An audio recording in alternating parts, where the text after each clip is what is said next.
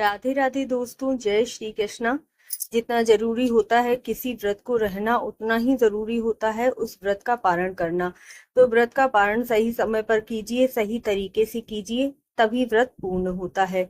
मैंने पूरी वीडियो डाली हुई है हरतालिका व्रत के नियमों की, कि आपको सुबह नहाने से लेकर पारण तक की किस प्रकार से पूजा अर्चना की करनी है।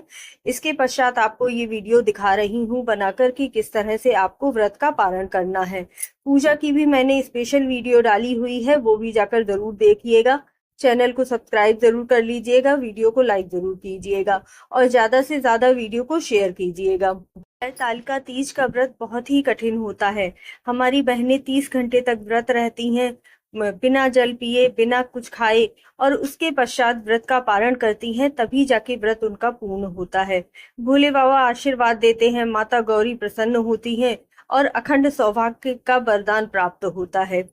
पूरी रात जागरण के बाद ब्रह्म मुहूर्त में जाकर सबसे पहले स्नान कीजिए, क्योंकि स्नान करने के बाद ही व्रत का पारण किया जाता है। तो सबसे पहले स्नान कर लीजिए।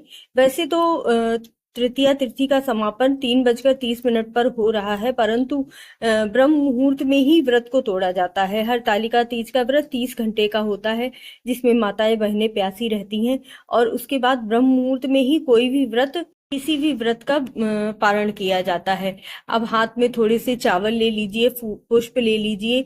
ओम गंगणपतये नमः, ओम गौरी नमः, ओम वरुणे नमः, इस तरह से मंत्र बोलते हुए, मंत्रों का जाप करते हुए आपको अपनी सुबह की पूजा को प्रारंभ करना है। जैसे कल भोले बाबा की पूजा की थी, शिवलिंग भगवान पर जल अर्पित किया था, पंचामृत अभिषेक किया था, उसी तरह से आपको पूजा करनी है। माता गौरी को चुनरी समर्पित करनी है। या ध्यान रखिएगा, ये छोटी छोटी बातें जरूरी ध्यान रखनी चाहिए, क्योंकि इन्हीं से व्रत पूर्ण होता है। माता रानी को जो चुनरी अर्पित कर रहे हैं, उसमें 11 रुपए, 21 रुपए, जो भी आपसे बन पड़े, वह उनकी चुनरी में जरूर बांधिएगा। खाली चुनरी नहीं समर्पित करनी चाहिए। वक्रतुंड महाकाय सर्वकोटि समप्रभा निर्विघ्नं कुरु मे देव सर्व कार्येषु सर्वदा, इस तरह से बोलते हुए, मंत्रों का उच्चारण करते हुए अपनी पूजा प्रारंभ कीजिए। इसी प्रकार माता गौरी का भी मंत्र का जाप कीजिए। ओम सर्व मंगल मांगल्ये शिवे सर्वार्थ साधिके शरण्ये त्र्यंबके गौरी नारायणी नमोस्तुते। हे माता गौरी, मेरी ये पूजा को स्वीकार कीजिए। यदि खीर बना पाई हो तो खीर का भोग लगाइएगा, हलवा पूड़ी का भी भोग लगाया जाता है। जैसी भी आपकी पारंपरिक पूजा हो, उस तरह से आप भोग जरूर लगाइएगा, नहीं तो आप फलों का भी भोग लगा सकते हैं। इसके पश्चात आपको माता रानी से सुहाग लेना है। जिस तरह से माता रानी को सुहाग चढ़ाया जाता है, उसी तरह से सुहाग लेना भी बहुत जरूरी होता है। आपको अपने साड़ी का पल्लू ले लेना है, उस साड़ी के पल्लू से आपको माता रानी को सुहाग अर्पित करना है। 3 बार कीजिएगा, 7 बार कीजिएगा। हमारे यहाँ 7 बार सुहाग अर्पित किया जाता है, और उसके बाद उसी पल्लू से अपने माथे पर 7 बार सुहाग लिया जाता है। ध्यान रखिएगा, जो आपका सिंदूरा है उससे आपको सुहाग नहीं लेना है, क्योंकि वह जूठा होता है, और माता रानी को नया सिंदूर लाकर ही सुहाग चढ़ाना है।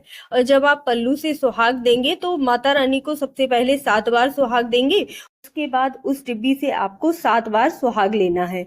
इस तरह से माता रानी से सुहाग लिया जाता है। अगर आपने एक बार माता रानी को लगाया, फिर अपने माथे पर पल्लू को लगाया, तो इससे कहते हैं कि सुहाग जूठा हो जाता है। फिर दोबारा आप उस पल्लू के टुकड़े से माता रानी को सुहाग नहीं दे सकते।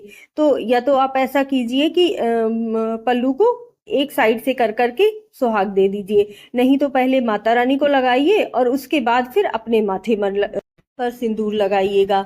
उसके बाद आपको माता रानी की आरती करनी है, भोले बाबा की आरती करनी है। जय अम्बे गौरी मैया, जय श्यामा गौरी, तुमको निश दिन सेवत हर ब्रह्मा शिव जी, ओम जय अम्बे गौरी। अब आप एक बिंदी का पत्ता जो आपने माता रानी को चढ़ाया हुआ है, उसमें से एक बिंदी माता रानी को लगा दीजिए और एक बिंदी अपने माथे पर लगा लीजिए। इस तरह से आपका सुहाग का लेना पूर्ण होता है। इसके पश्चात आपने जो मौली का धागा बांधा है, देखिए जो आपने चुनरी चढ़ाई है उसे तो आप कर नहीं सकते हैं, इसीलिए चुनरी में आप पैसे बांधकर उसे दान कर सकते हैं, या फिर अपने प्रयोग के लिए भी रख सकते हैं। और जो आपने मौली चढ़ाई है, इसे आप अपने साड़ी के पल्लू पल्लू में बांध लीजिएगा। बहुत ही संभाल कर रखिएगा। अगर आपने शादी की साड़ी पहनी हुई है तो बहुत ही अच्छा है, और अगर नई साड़ी पहनी है तो भी आप इसे अपनी साड़ी के पल्लू में भी बांध सकते हैं।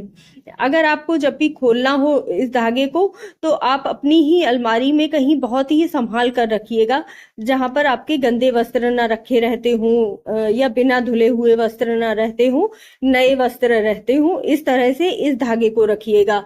और नहीं तो आप अपने किसी घर के गमले में इसे दबा सकते हैं। तो बहुत महत्वपूर्ण होता है ये धागा, क्योंकि ये माता रानी को आपने वस्त्र रूप में अर्पित किया है। तो इस धागे का बहुत ज्यादा महत्व होता है। तो इस तरह से इस धागे को भी आप अपने घर में बहुत ही संभाल कर रखिएगा। माता रानी का आशीर्वाद इसमें व्याप्त होता है। इसके पश्चात आपको अपने व्रत का पारण करना है। जो भी आपने माता रानी के लिए हलवा पूरी या खीर बनाई है, वह आप ग्रहण कर सकती हैं। इसके बाद वहीं जल पीजिए और आपके व्रत का पारण हो जाएगा। इसके बाद जो आपने कच्चा अनाज रखा हुआ है दान देने के लिए, थोड़ा सा जल हाथ में लेकर दान के लिए संकल्प लीजिए। इस प्रकार से आपका दान पूर्ण होता है। उसके बाद हाथ में पुष्प और अक्षत लेकर आप माता गौरी और प्रभु से कहिए कि आप मुझे अपना आशीर्वाद दीजिए और यहाँ से प्रस्थान कीजिए। यह कहते हुए आपको अपनी चौकी थोड़ी सी सरका देनी है। इस तरह से आपका हरतालिका तीज का व्रत पूर्ण होता है। माता रानी सभी के ऊपर ऐसे ही कृपा बरसाती रहें, सभी को अखंड सौभाग्य का वरदान देती रहें। माता रानी की कृपा सब पर बरसती रहे।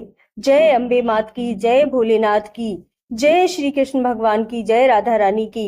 इसी तरह से मेरी वीडियो को देखते रहिए। मेरे चैनल को सब्सक्राइब कर लीजिए।